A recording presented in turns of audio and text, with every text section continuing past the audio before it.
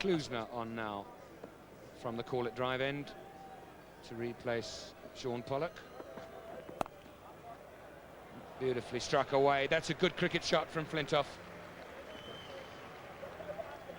Fairly simple technique, Andy Flintoff. If it's short, he's keen to get onto that front foot and drives very powerfully, but on the back foot he's equally as powerful, and that's a good cricket shot. Well, a bad light came and it stayed, and play was curtailed earlier than we all would have liked. 188 for 7 England. Alex Stewart, the star of the show, 86 he made, and it was good to see him back in some sort of form. 32 to Mark Butcher. He got a rotten LBW decision, and it was good to see him also find some touch. Andrew Flintoff unbeaten with 26. There is great flair when he is attacking the ball. The South African bowlers, it's the Alan Donald, Shaun Pollock show in a big way. There's a real chance that they will claim all 20 in the match. They've been outstanding, and you can't praise them too much higher than that. After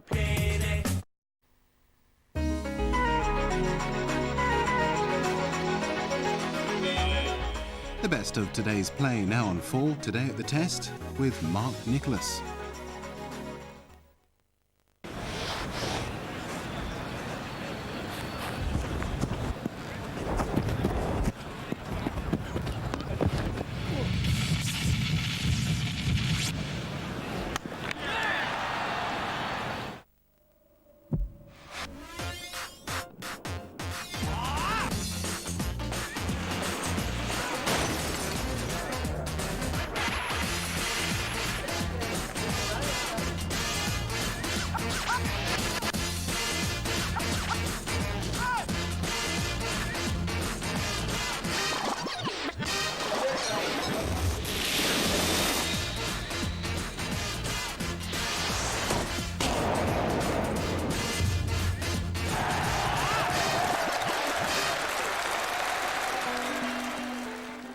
Johannesburg has not been a happy hunting ground for England over this long weekend. The fourth day loomed without much hope, and it was a question of saving face and looking forward to the remaining challenges of the series. Yes, good evening and welcome to the highlights of the fourth day's play here at the Wanderers. We'll be showing you those in just a moment or so, but hang on to your hats later in the programme, because we're going to remind you of the extraordinary drama here in the first half an hour or so when play got underway on the first morning. It really was as memorable a passage of play in a test match as I think I've ever seen.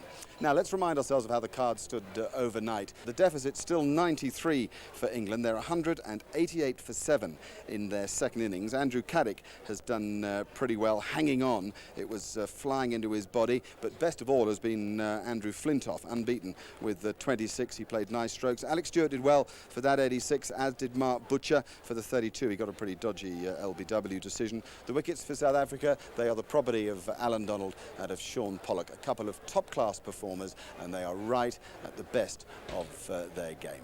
All right, we'll get into the action now and pick it up at the start of this fourth morning's play. Here's Pollock then to Flintoff. And immediately we see one die outside the off stump.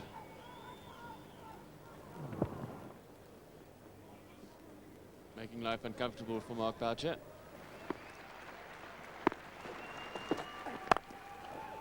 This is played rather well through the covers, and he's going to get 4 runs for it.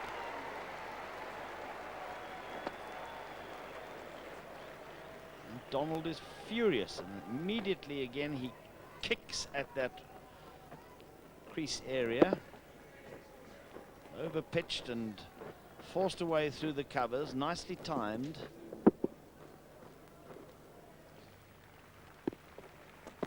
Now this is lashed away between the gully and Jonty Rhodes and goes down to the boundary as well. So 2 4s in this over, and that will really get Donald going.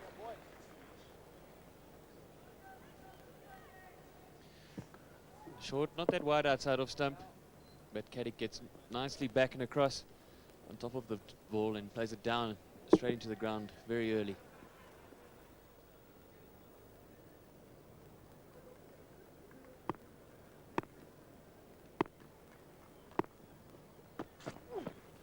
Well, that's a very good ball.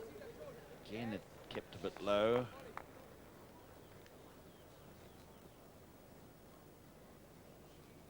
Yeah, seam movement. Caddick beaten.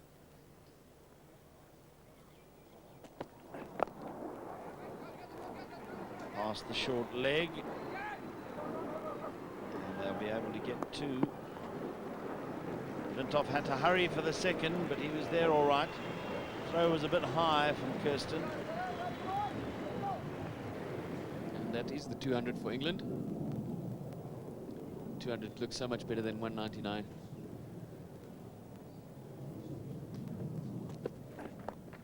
Oh, over the top of slips and 4 runs. There's a third man there, but he's too square to stop that one. That was another mean delivery from Alan Donald, and it flew off the bat and over the slip's head and down to third man for 4. Well, this is brilliant fast bowling from Alan Donald. Adds to his frustration for by the fact that it goes for 4. But surely he won't mind this. That's good bowling. Nothing really Flintoff can do. Oh, that's magnificent delivery.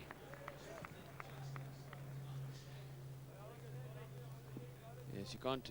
Very difficult for the batsman. Ball angling in. Pitching round about that off stump. So you have to be committed to the shot. You have to play. And then just straightening fractionally. And that's all it's got to do. Only takes a centimetre or 2 to find the edge.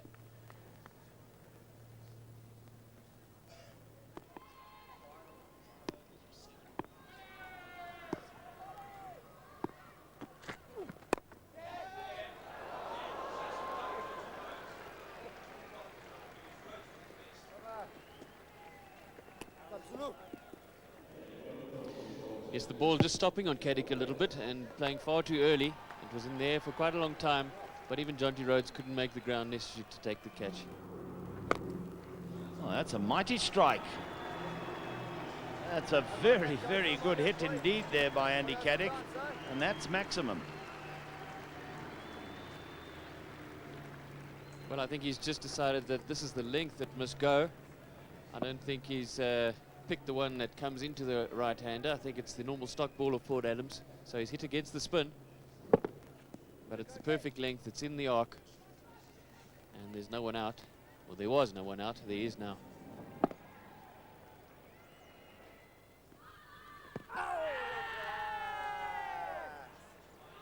Problem is, of course, now without the forward short leg there, bat pad on that side, they'd get away with it. They weren't appealing for that. There was for the LBW.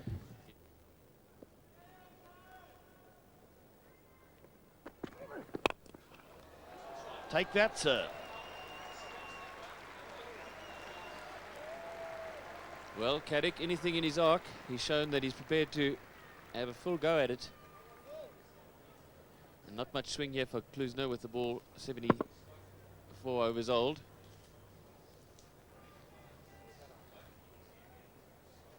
And my mistake, this is Flintoff facing, of course, not Caddick. That's well bowled.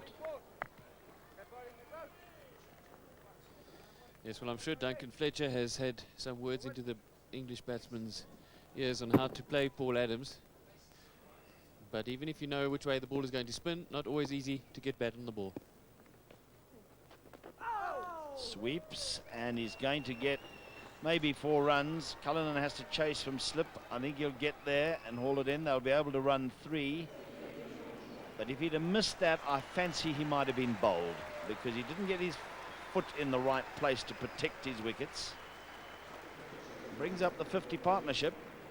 He's a tall man, Caddick, and he does well to get as low as he does there. That's the secret of playing the sweep shot successfully. Oh, this must be out. Yes. Straight back to Paul Adams. Very strange dismissal indeed. Yes, Flintoff trying to work it away on the leg side, just gets a leading edge and enough spin to take the edge of the bat and just fly back to Paul Adams, who's not going to miss these of his own bowling. See, playing against the spin, just a leading edge. Paul Adams makes a few yards to his left, and he's very pleased. So gone for 36 from 62 balls, almost an hour and a half there. 218 for 8 now, England. This is another look at that wicket. Flintoff will learn pretty quickly that against the wrist spinners, rather best to play with the spin.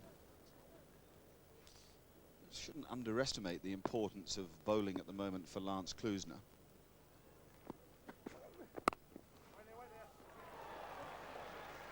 Runs for Goff. 2 of them.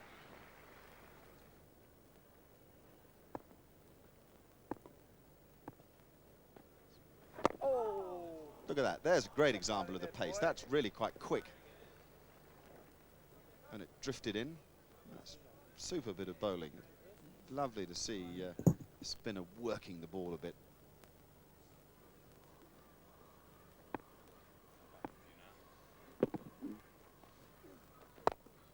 Struck that down the ground beautifully. Lovely cricket stroke. 227 for 8.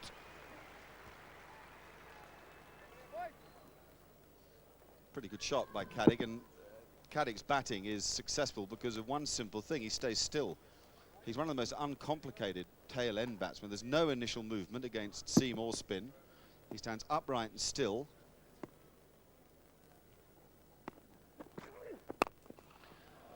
Take that. You pitch it anywhere near me and I'm going to throw everything at it.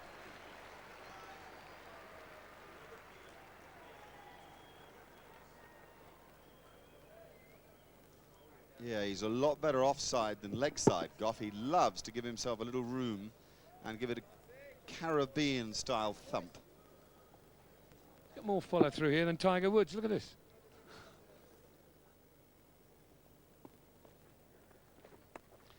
Missed it. I think Darren Goff is better off going over extra rather than wide mid-on.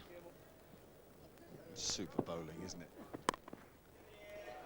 It's flown over slips. It's very frustrating for the bowler, but the right attitude from the batsman.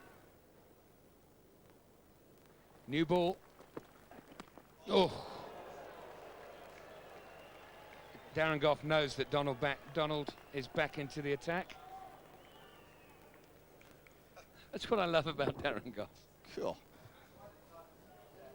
Be a ripper of a bruise there, weren't there, in the morning? Jeepers. Ow. Oh.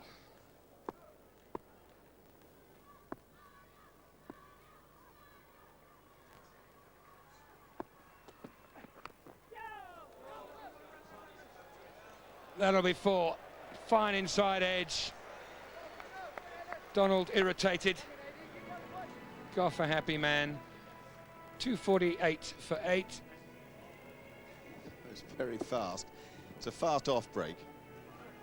And it's much too good for Goff, much too good for anybody. And much too depressing for Donald, who badly wants to get the job done. These are sort of rather infuriating moments for the team that will clearly win the match. Take that. The new ball goes so much quicker off the bat. Michael Atherton would be gagging for a long half volley like that instead of the snorters that he's had. Stands up. Again, no great foot movement. It's almost as if his feet are tied together with a bit of string and he just hits through the line of the ball because he's got a nice still upright head. He's in a very good position to play that stroke. Anybody'd be pleased with that. For sure. Over the top. Not struck brilliantly, but 2 more. You really need this as a quick bowler, don't you? You bust your gut through the whole of the game. Bowl beautifully.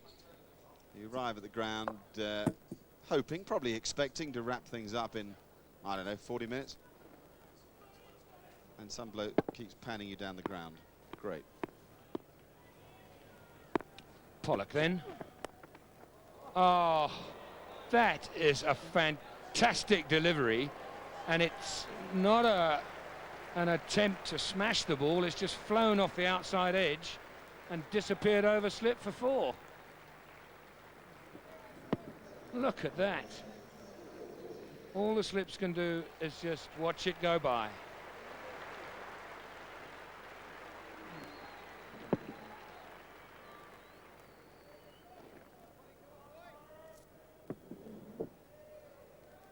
so frustrating for somebody like Shaun Pollock, who's done everything required of him, and it goes to the boundary. But he got reward this time. Perfect line and length. Caddick never in line, and his off stump and middle stump are severely damaged. Well, I think if we see this again, I think it's a slower ball from Shaun Pollock. And Caddick, who's wary now, the ball before just flew off a length at quite a pace. The next one is the slower delivery. You see him roll his fingers, and Caddick plays too early. The bat has gone through, the ball only arrives after the bat has passed, and that off stump is out the ground. Caddick has gone for 48, very well played. England 260 for 9. Alan Mullally, here's why he's at the crease. It's end of a very good innings from Caddick. He stood up well to the fast men, played some nice drives, and was prepared to put up a big fight. Shot from Pollock, but always looking a little bit on the high side. Yes, maybe if he was playing for Natal, he might have a bit more luck with umpire Dave Orchard. Mullally coming inside, trying to push it down around the corner. Getting too far across, trying to play across the line to a too great a degree. Got to try and play in the V.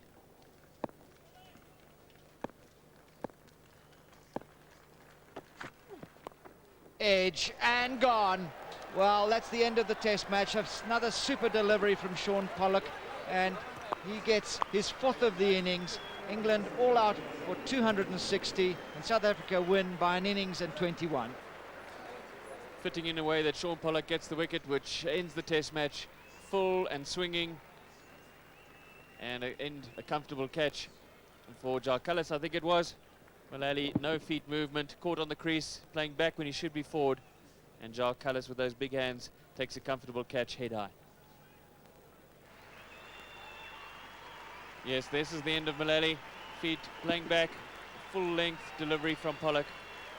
Callis perhaps picking it up a little bit late. Alan Donald gets a tremendous ovation as he leaves the field. And this has been the test match of Alan Donald, Shaun Pollock and Daryl Cullinan, with great support from the other batsmen, Gibbs in particular, and Lance Klusener. That is a resounding performance from the South Africans. England all out for 260 to go with 122 they made in their first innings. It was a very good effort today from Andrew Flintoff and from Andrew Caddick as well. I thought he played bravely, getting behind the line and fighting hard for that England cause. The South African bowlers, well, it's the Alan Donald and Shaun Pollock story. They were quite superb. Donald suggesting to everybody that he may be still somewhere near his best rather than any hint of being over the hill, and Pollock seems to me to improve almost monthly in the international game. They shared all the wickets in the match bar the one that Paul Adams took to get rid of Andrew Flintoff. There's a reminder of the mini card of the game. Victory for South Africa by an innings and 21 runs. They go 1 up in the series. Alan Donald, unsurprisingly, was chosen as man of the match. Congratulations to him. After play, as they resumed, Australia were 2-9.